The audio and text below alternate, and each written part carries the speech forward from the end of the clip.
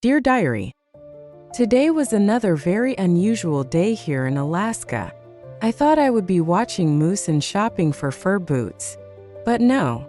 Instead, I am in the middle of an international child kidnapping crisis.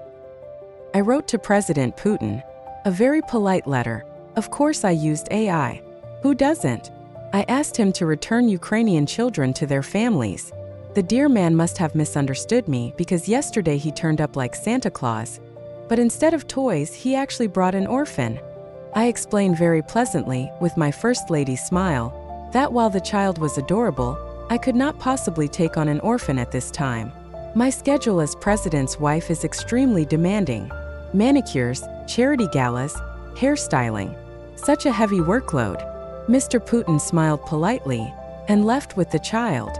But then, dear diary, later on, knock knock, another little orphan, a different one, was standing right on my doorstep, alone, in Alaska, in the snow.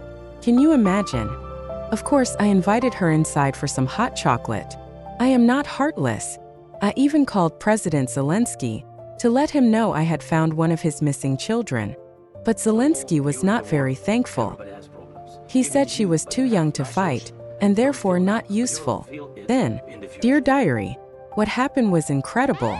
Zelensky sent a press gang, the TSK conscription unit, or whatever they call it, and they smashed my window, and they dragged the poor girl away. And so another day ends in Alaska. Broken window, no orphan, and a very messy situation. I thought about telling Donald, but diary, sometimes it's better to stay stum. He gets so jealous when I get more attention than him. President Putin phoned to ask if I would take any more orphans as they were not being collected from their foster parents in Russia. But I put my foot down and made it clear. No more. I said no more. Diary, let's keep this little adventure just between us. Tomorrow maybe things will be normal again. I am sure that nice President Zelensky is looking after my little orphan girl.